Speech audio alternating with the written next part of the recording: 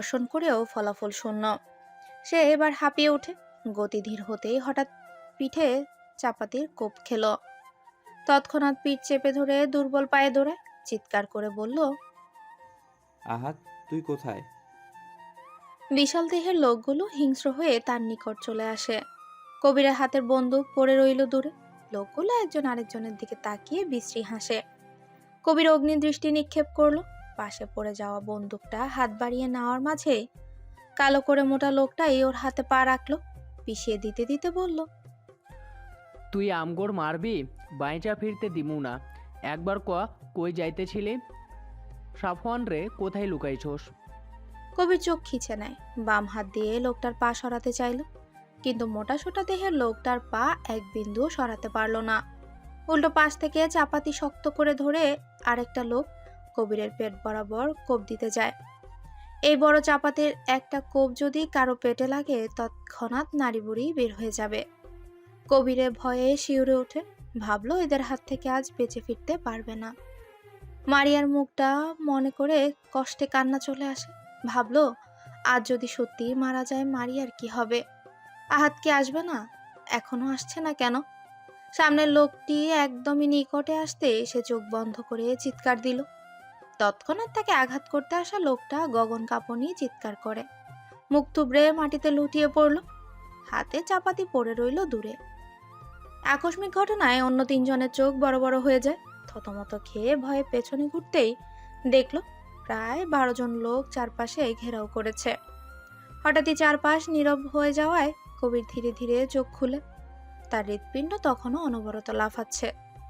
চোখ খুলেই নজরে পড়ে আহাদের হাতে রক্তাক্ত চকচকে ছুরি, যা দিয়ে একটু আগেই কবিরকে মারতে আসা কালো লোকটাকে মেরেছে। কবির খুশি হলো। লোকগুলো দমে যায়নি। হাতের অস্ত্র নিয়ে তেড়ে গেল আহাদের দিকে, যাতে একটু হলেও প্রাণ হাতে নিয়ে পালাতে পারে। কিন্তু আহাদ আজ তাদের ছাড়লে তো? পেছন থেকে রায়হান আর একজনের পেটে ছুরি দিয়ে ঘা দিয়ে মুচড়ে দিল। ব্যথায় আর্তনাদ করে চাপাতি ফেলে দেয়। রায়হান লোকটার পেটে বসে পাগলের মতো ছুরি দিয়ে আঘাত করতে থাকে। শেষে প্রাণ হারায় সে। আহাদ বাকি একজনের দিকে তাকিয়ে বলল, চুপচাপ আমার প্রশ্নের উত্তর দিলে ছেড়ে দেব, নয়তো ওদের মতোই জ্যান্ত পুঁতে ফেলবো। লোকটা চোখের সামনে তিনজনের লাশ দেখে থরথর করে কাঁপছে। হাতের চাপাতি শক্ত করে ধরে উচ্চস্বরে বলল, কি করবি? আজ তোগোর সবগুলোরে পুঁতে রাখো। তৎক্ষণাৎ তার কথা শুনে সবাই হেসে ওঠে। কবির উঠে দাঁড়াতেই পিঠে সে আঘাত থেকে গলগলিয়ে রক্ত পড়ছে। সে সামনে দাঁড়িয়ে বলল, কে পাঠিয়েছে তোদের? নাম বল। লোকটা ভয়ে শুকনো ঢোক গিলে। রায়হান রাগে লোকটার দিকে তেড়ে যেতে উত্তেজিত কণ্ঠে বলল, বিশ্বাস করেন, আমরা আইবার চাই নাই। আমগো শাহিন খণ্ডকার পাঠাইছে তার পুলার খোঁজ খবর দিয়া যাওয়ার লইগা। এই জন্যই আমরা আইছিলাম। ওরা আবারও উচ্চস্বরে হাসলো। আহাদ নিচ থেকে চাপাতি হাতে নিয়েই লোকটার গলা বরাবর জোরে কোপ বসায়। তৎক্ষণাৎ মাথা থেকে শরীরটা আলাদা হয়ে যায়। রক্ত ছলকে মুহূর্তে জঙ্গলের পাতা ভিজে যায়। তিনটে তরতাজা লাশের দিকে তাকিয়ে আহাদ আর ছেলে পুলেদের বলল, রাতের মধ্যে জঙ্গল পরিষ্কার কর, এই জানোয়ারের লাশগুলো দূরে কোনো নদীতে ফালাই দে। ছেলেগুলো ঝটপট কাজে লেগে পড়লো। রায়হান কবিরকে ধরে বলল, ওরে একটু দর, হাসপাতালে নিতে হইব। দুজনে মিলে ধরাধরি করে গাড়িতে উঠায়। রায়হান ড্রাইভিং সিটে বসে বলে, সাবধানে থাকিস, ওই শাহিন খন্দকার কুত্তার বাচ্চায় কিন্তু আবার লোক পাঠাবো। কোনোভাবেই জানতে দেওয়া যাবে না সাফওয়ান কোথায়, নয়তো সব চাল উল্টে যাবে। নটির ছেলেরে আমি আদর করমু, তুই যা, ওরে ডাক্তার দেখা। ওই বাঙ্কির পুত একবার খালি আহুক, জান বাইর করম। এত সাহস লোক পাঠাইকে নিজে আইবার পারে না। রায়হান দ্রুত চলে যায়। আহাদ জঙ্গলে হাঁটতে হাঁটতে প্রমুখকে কল করে, শাহিন খন্দকার লোক লাগাইছে স্যার, ওর পোলার জন্য পাগল হইয়া গেছে। কোভিডে ফলো করতে করতে এই জায়গায় পৌঁছায় গেছিল, কিন্তু বাইচা ফিরতে পারে নাই। সবগুলোর জান বের করেছে। যত দ্রুত পারেন ওই শাহিনের কিছু করেন, নইলে ঝামেলা হইয়া যাইব। প্রমুখ কপালে স্লাইড করতে করতে বলল, শাহিন খন্দকারকে নজরে নজরে রাখ, কোথায় যায় কি করে সব ডিটেলস আমার চাই। কানে গেছে, যতই খোঁজার ট্রাই করুক কোনো লাভ হবে না। রাকিব চৌধুরীর 2 মেয়ে। বড় মেয়ের নাম রাইমা, ছোট মেয়ের নাম লাবণ্য। রাইমার বিয়ে হয়েছে বছর 5 আগেই। এখন জামাইয়ের সাথে অস্ট্রেলিয়ায় থাকে। বছরে একবারও সময় পায় না দেশে আসার। মাঝখানে শুধু একবার জামাই সহ এসেছিল। যোগ্য পাত্রের হাতে তুলে দিয়ে রাকিব চৌধুরী যেন স্বস্তি পেলেন। রাইমা যখন পেটে তখনই প্রমুখ এই বাসা থেকে পালিয়ে যায়। এরপর অনেক বছর রাকিব চৌধুরী তাকে খুঁজেও কোনো ঠিকানা পায়নি। নিজেকে দোষী ভেবে দিনের পর দিন কাটাতো। বোনকে হারানোর পর প্রমুখই ছিল তার একমাত্র চিহ্ন। সেই চিহ্নটুকু আগলে ভালোবেসে রাকিব চৌধুরী রাখতে পারেনি। বিভিন্ন জায়গায় হারানো বিজ্ঞপ্তি দিয়েও আশানুরূপ ফল পায়নি তিনি। এভাবেই 3 বছর পর ভেবেই নিল প্রমুখ বেঁচে নেই। নীলাকেও মন খারাপ করতে দেখতো মাঝে মাঝে, কিন্তু তার ভাবনা সম্পূর্ণ ভুল করে প্রায় 12 বছর পর হঠাৎই একদিন তার অফিসে পা রাখে প্রমুখ। ম্যানেজারকে বলে রাকিব চৌধুরীকে ডাকার জন্য। মিটিং শেষে যখন বেরিয়ে আসে, সামনে প্রমুখকে দেখে অবিশ্বাস্য দৃষ্টিতে তাকিয়ে থাকলো। বড় হওয়ার সাথে সাথে দেহের গঠন পাল্টালেও চোখ, মুখ, হাসি পাল্টে যায়নি। প্রমুখ তার হতবাক হয়ে দাঁড়ানোর মাঝেই কাছে গেল। চোখের সামনে তুড়ি বাজিয়ে গম্ভীর কণ্ঠে বলল, খুশি হওনি মামা? রাকিব চৌধুরীর চোখ থেকে অশ্রু গড়িয়ে পড়ে।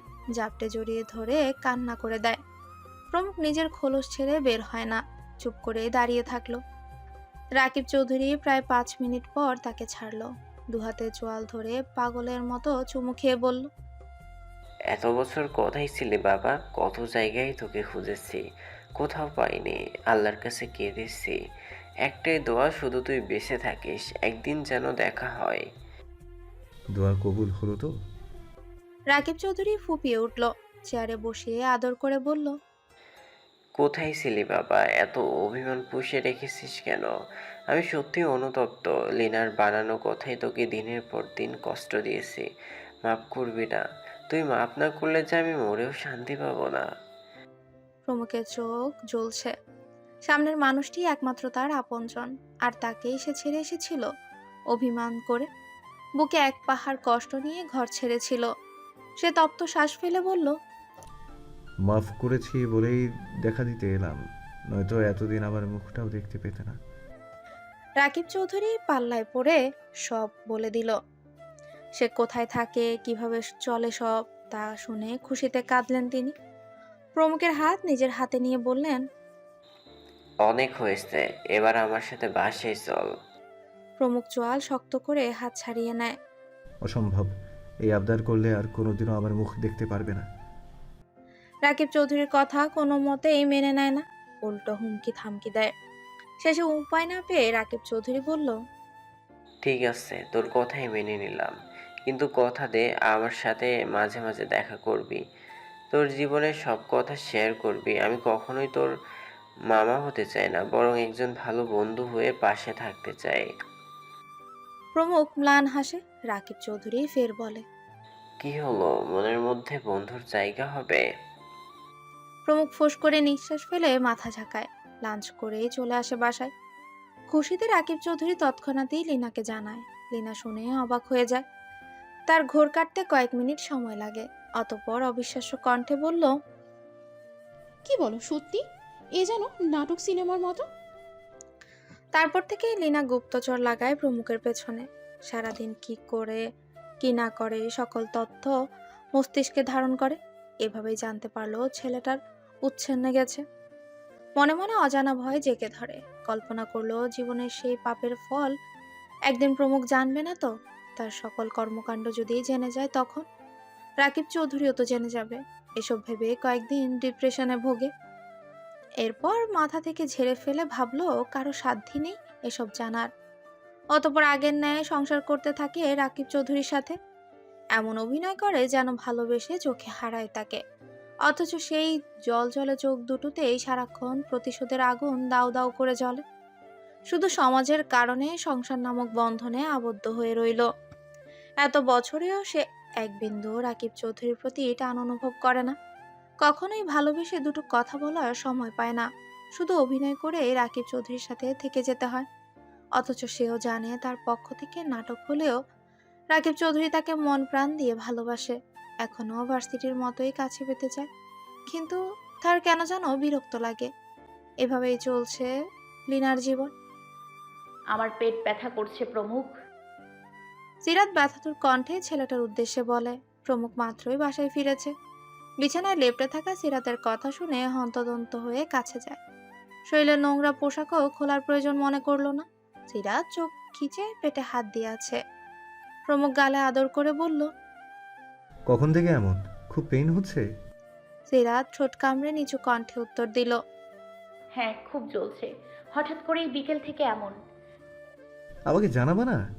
ভেবেছি সেরে যাবে। প্রমুখ সিরাতের পেটে হাত বুলিয়ে দেখলো প্রচন্ড গরম।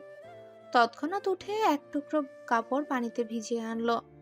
সিরাতের দিকে বাড়িয়ে বলল, পেটে দিয়ে রাখো, আমি গ্যাস্ট্রিকের মেডিসিন নিয়ে আসছি। সিরাত দাঁতে দাঁত চেপে বলল। খেয়েছি, তবুও কাজ হয়নি। চিন্তায় পড়লো ছেলেটা। এরপর মিস শশীকে কল করে জানালো জলদি আসতে। দ্রুত প্রমুখ শাওয়ার নিয়ে এলো। সামনে তাকিয়ে দেখে পেট ব্যথায় সিরাতের মুখ মলিন হয়ে গেছে। বিছানায় শুয়ে এপাশ ওপাশ করলো। প্রমুখ শাওয়ার নেওয়ার ফলে শরীর ঠান্ডা। সেই ঠান্ডা হাতে মেয়েটার মুখে রাখলো। এরপর এলোমেলো হওয়া চুলগুলো মুঠোয় নিয়ে বলে, কাকড়া কোথায়? সিরাত খুব কষ্টে বলল। পড়ার টেবিলে। প্রমুখ কাকড়া হাতে আবারও ফিরে আসে। সিরাতকে নিজের কোলে শুয়ে চুল বেঁধে দিল। সিরাত তার কোমর জড়িয়ে ধরে। ছেলেটা চিন্তিত মুখে ঝুঁকে তার রুক্ষ ওষ্ঠে চুমু দিয়ে বলে, তোমার অসুস্থ বড্ড পীড়া দিচ্ছে আমায়, খুব কষ্ট হচ্ছে। সিরাত ব্যথায় মোচড়ামুচড়ি করে বলল। খুব কষ্ট হচ্ছে। কিছু সময় পর ডক্টর চলে আসলো। তখন রাত 11টা। মিস শশী চেক করে ওষুধ লিখে দেয়। সিরাতের মাথায় হাত বুলিয়ে বলল। সিরাত মাথা নাড়িয়ে শুয়ে পড়ল। ডক্টর চলে যাওয়ার পর প্রমুখ তৎক্ষণাৎ স্টাফ দিয়ে ওষুধগুলো আনায়। সিরাতের জন্য হালকা খাবার তৈরি করে রুমে যায়। সে তখন চোখ বন্ধ করেই শুয়েছিল। মেয়েটার গালে গাল লাগিয়ে নরম স্বরে বলল, উঠে খাও, এভাবে শুয়ে থাকলে সুস্থ হবে? সিরাত মাথা ঝাঁকিয়ে না না করে। প্রমুখ বাটি হাতে নিয়ে এক চামচ সিরাতের মুখের কাছে নেয়। সিরাত করুণ কণ্ঠে বলল, বমি আসবে। আসুক, তবুও খাও। সিরাত খেলো। প্রমুখ টিস্যু দিয়ে মুখ মুছিয়ে ধীরে ধীরে খাইয়ে দিয়ে বলল, আজ কি খেয়েছো? আমি বাইরে থাকলে এসব করো সারাদিন? গ্যাস্ট্রিক বাড়লো কিভাবে? সিরাতের মনে পড়লো হাত জুলেখার সে ফুচকা পার্টি করেছে। সেখানে ঝালমুড়িও ছিল। ইচ্ছে মতো দুজনে পাল্লা দিয়ে খেয়েছে ফুচকা। অবশ্য প্রমুখের জন্য রাখা আছে, কিন্তু বললেই তো খেকিয়ে উঠবে। তাছাড়া ঝুঁকে ঝুঁকে খেয়ে ফেলেছে। সিরাত চুপ করে রইল। প্রমুখ ফের জিজ্ঞেস করে, তখনও উত্তর দিল না। তাই আর না ঘেটে ওষুধ খাইয়ে কিচেনে গেল। সব ঠিকঠাক করে আসার সময় চোখ গেল ডাইনিং টেবিলে। বড় বাটিটা ঢাকনা দিয়ে ঢাকা। সে কৌতূহলবশত খুলতেই তৎক্ষণাৎ চোখ কপালে উঠে যায়। মেজাজ চটে গেল সপ্তম আকাশে। বাটিটা হাতে নিয়ে সিরাতের কাছে দাঁড়াতেই চোরের মতো চুপসে গেল সে। প্রমুখ দাঁতে দাঁত চেপে শক্ত কণ্ঠে বলল, এসব খাওয়া হচ্ছে? কতগুলো বানিয়েছো? এই বাটির এক বাটি? উঠো, বাকিগুলোও তুমি খাবে। সিরাত হালকা ঢোক গিলল। মিনমিনে কণ্ঠে বলল, ওগুলো আপনার জন্য রেখেছি। এত দয়ালু কবে থেকে হলে? সিরাত চুপ করে থাকলো। প্রমুখ রাগান্বিত গলায় বলল, উঠো বলছি। সিরাত মুখ কালো করে শুয়ে থাকলো। হঠাৎই ব্যথায় চোখ খিচে নেয়। তৎক্ষণাৎ প্রমুখ বাটিটা পাশে রেখে সিরাতের ঘাড়ে হাত রেখে কপালে চুমু খেয়ে বলল, কোথায় ব্যথা করছে বলো? সিরাতের চোখ বেয়ে অশ্রু গড়িয়ে পড়ল। প্রমুখ অস্থির হয়ে সে পানি মুছে গালে নাকে চুমু খেয়ে আদর করলো। আকুল গলায় বলল, আর কখনো এসব খাবে না, মনে থাকবে? সিরাত তাকে জড়িয়ে ধরে বুকে মাথা গুজল। প্রমুখের ঘাড়ে হাত রেখে চুল খামচে ধরে কান্না মিশ্রিত কণ্ঠে বলল, আর খাবো না। আমাকে একটু জড়িয়ে ধরে থাকুন, কষ্ট হচ্ছে। কখন ভালো হব? প্রমুখ আলতো হাতে জড়িয়ে ধরে মেয়েটার চুলে মুখ ডুবিয়ে দেয়। পিঠে হাত বুলিয়ে দিল। লাবণ্য আনমনেই বসে আছে বারান্দায়, হাতে কালো সানগ্লাস। এই সানগ্লাসটা মাস 5 আগেই লুফে নিয়েছিল সাফওয়ানের রুম থেকে। যখন খুব মনে পড়তো সানগ্লাস পরে আয়নায় দাঁড়িয়ে হাসতো। আজও সানগ্লাসটা দুর্বল হাতে চোখে পড়লো। হাসার বদলে কেঁদে উঠল মেয়েটা। বুকের ভেতরে যে চাপা কষ্ট, সেটা কি কাউকে দেখানো যায়? আজ 3 দিন ধরে না খাওয়া, দেহ কেমন নিস্তেজ হয়ে যাচ্ছে। লিনা দরজায় করাঘাত করেও কোনো সাড়া শব্দ পায় না তার। প্রতিবার খাওয়ার সময় লাবণ্যর মনে হয় সাফওয়ানকে আদৌ বেঁচে আছে, খাওয়া দাওয়া করতে দিচ্ছে তো ওই পাষাণ লোক। বাবা তাকে জানিয়েছে সাফওয়ান ভালো আছে, কিন্তু মন তো মানে না। বুকে পাথর নিয়ে বেঁচে আছে, হয়তো এই বেঁচে থাকাটা দীর্ঘদিন স্থায়ী হবে না। অবুঝ মন বলছে এই বিষাক্ত পৃথিবীতে আর কোনোদিন তাদের মিলন হবে না। বিষাক্ত মানুষগুলো হতে দিলে তো। লাবণ্য ভাবতে ভাবতেই ফুপিয়ে উঠল। হাতে সানগ্লাসটা বুকে ধরে উঠে দাঁড়ায়, বিছানায় শুয়ে কাঁদতে কাঁদতে বলে। লাবণ্য কাঁদছে, মনটা কষ্টে দুমড়ে মুচড়ে যাচ্ছে। প্রমুখের মুখটা চোখে ভাসতে রাগে নাকের পাটা ফুলে ওঠে। সত্যিই কি কখনোই আর তাদের দেখা হবে না? ভালোবাসা কাছে আসাও কি হবে না? এসব ভেবে মেয়েটা আরো ভেঙে পড়ল। হু হু করে কেঁদে সিদ্ধান্ত নেয় সাফওয়ান ছাড়া এ জীবন রাখাই ব্যর্থ। এই ভালোবাসাবিহীন শূন্য খাকা হৃদয় ভেঙে চুরমার হয়ে গেছে। ব্যর্থ প্রেমিকা হয়ে বেঁচে থাকার চেয়ে মরে যাওয়া অনেক ভালো। লাবণ্য মনে মনে পরিকল্পনা করতে থাকলো। রাকিব চৌধুরী লাবণ্য দরজার কাছে আসে। সে একটু আগে অফিস থেকে ফিরেছে। ঝটপটে হাস্যজ্জ্বল মেয়েটা কেমন চুপ হয়ে গেছে। কষ্টে খাবার গলা দিয়ে নামে না। প্রমুখকে কয়েকবার যখন সাফওয়ানের কথা বলল, প্রতিবার নাকচ করে দেয়। হতাশ হয়ে ফিরে আসে। সাফওয়ানের মুখের স্বীকারোক্তি শুনেছেন তিনি। সেই থেকে মন যেন মরেই গেছে। আগে এক বিছানা থেকে যে সুখ সুখ অনুভূতি হতো, এখন ঘৃণা হয়। একজন মানুষ কিভাবে পারলো প্রতিশোধের জন্য অন্য একজনের জীবনে আসার? তার কাছে কি পরিবার নামক সম্পর্ক শুধুই তুচ্ছ? নিজের প্রয়োজনে পাশে থাকবে, প্রয়োজন শেষে সম্পর্ক ভেঙে দিবে। এই কয়েকদিন মনে অনেক প্রশ্ন জাগলেও উত্তর পায়নি। তার কি দোষ ছিল? কেন এসেছিল তার জীবনে? এত পাকা অভিনয় করেও সংসার করা যায়? বছরের পর বছর সুখে থাকার অভিনয় করা যায়? জানা নেই রাকিব চৌধুরী। শুধু জানে সে প্রতারিত হয়েছে। ভালোবাসা নামক পবিত্র বন্ধনে জড়িয়ে বিয়ে করেও প্রতারিত হয়েছে। তাকে গুটি হিসেবে ব্যবহার করেছে লিনা। কষ্টে তার কলিজা কেঁপে ওঠে। আজকাল খাওয়া দাওয়া ঠিক মতো হচ্ছে না, কারণ লিনার মতো সে অভিনয় করতে পারে না। লিনা দিব্যি হাসি খুশি মুখেই ঘুরে বেড়াচ্ছে, যেন কিছুই হয়নি। রাকিব চৌধুরী মেয়ের দরজায় নক করলো। লাবণ্যর মা, দরজা খোলো, বাবা এসেছে। লাবণ্য বালিশে মুখ গুজেই কাঁদছে। তার কোনো ইচ্ছে নেই দরজা খোলার। রাকিব চৌধুরী আবারও ডাকলো। ও মা, মা, এভাবে দরজা বন্ধ করে রাখলে আমি কষ্ট পাই, খোলো মা। লাবণ্য ফুপিয়ে উঠে বলল।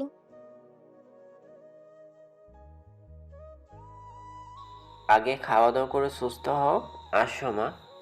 লাবণ্য টু শব্দ করলো না, চুপচাপ নিঃশব্দে কেঁদেই যাচ্ছে। বুকের ভেতরের কষ্ট কাকে দেখাবে সে? রাকিব চৌধুরী দীর্ঘশ্বাস ফেলল। কয়েকবার ডেকে চলে যায় রুমে। চারপাশে তাকিয়ে দেখলো কেউ নেই চারপাশে। সে লিনাকে খুঁজলো, কোথাও যখন পেল না, কল করলো তাকে। খুবই স্বাভাবিক কণ্ঠে বলল। কোথায় তুমি লিনা? আমি বাসায় এসেছি। লিনা তাড়াহুড়ো করেই উত্তর দিল। এই তো আসছি। কোথায় তুমি? লিনা আমতা আমতা করে বলল। কাজে, ওই ভাইয়ের সাথে। তুমি রেস্ট নাও, আমি জলদি আসছি। কিচেনে রান্না করাও আছে। রাকিব চৌধুরী ছোট্ট করে উত্তর দিয়ে রেখে দিল। বিছানায় বসে মাথা নত করে বলল। কত কাজ তোমার, আজকাল জেনেও আরো দ্বিগুণ কাজ বেড়ে গেছে। তোমার গুণধর ভাই খুবই মহৎ মানুষ। তোমার ভাষায় যাকে বলে ভাজা মাছ উল্টে খেতে পারে না। রাকিব চৌধুরী উঠে দাঁড়ালো, ফোন বের করে প্রমুখের ভিডিওটা দেখলো। সাফওয়ান ঠিক তার বাবার মতো। যখনই রাকিব চৌধুরী লিনাকে খারাপ মানতে কষ্ট হয়, তৎক্ষণাৎ এই ভিডিওটা দেখে। দেখা শেষে তার চোখ দুটো জ্বালা ধরে। মুহূর্তে মনে পড়লো দরকারি কাগজপত্র কালকে অফিসে নিয়ে যেতে হবে। গায়ের ঘামযুক্ত ড্রেস নিয়েই আলমারিতে খুঁজতে লাগলো। পুরো আলমারি তন্ন তন্ন করে খুঁজেও পেল না। অতঃপর ঘরের সকল জিনিসপত্র খোঁজা শুরু করে। একসময় ড্রয়ারে খোঁজার সময় চোখে পড়লো উল্টে যাওয়া ছবির দিকে। কৌতূহলবশত হাতে নিয়ে ধরতেই তার চোখ দুটো অস্বাভাবিক বড় হয়ে যায়। এক দৃষ্টিতে সেদিকে তাকিয়ে চোখ বন্ধ করে নেয়। অনুভব করলো কেমন অস্থির অস্থির লাগছে। সময় নষ্ট করলো না, ঝটপট পকেটে ছবিটা পুরে ড্রয়ার বন্ধ করলো। এরপর অফিসের কাগজপত্র খুঁজতে খুঁজতে পেল আলমারির সেই আগের ড্রয়ারে। স্বস্তির নিঃশ্বাস ফেলে লিনা আসার আগেই সেই ছবিটা নিরাপদ স্থানে রেখে দীর্ঘশ্বাস ফেলল। সব জিনিসপত্র গুছিয়ে আফসোসের সুরেই বলল, পৃথিবীতে আর কোনো ছেলে পাওনি লিনা? শেষে তুমি আমার বোনের জামাইকে ভালোবাসলে। এতটাই ভালোবাসো যে না পেলে প্রতিশোধের আগুনে মৃত্যুর আগ পর্যন্ত দুটো সংসার ভেঙে গুঁড়িয়ে দেওয়ার 2বার ভাবলে না? কি এমন পেয়েছিলে ইয়াসানের মাঝে যা আমার ভিতরে নেই? অথচ ইয়াসান তোমাকে পাত্তাও দিত না, আর আমি নিজের সর্বোচ্চ দিয়ে নিঃস্বার্থভাবে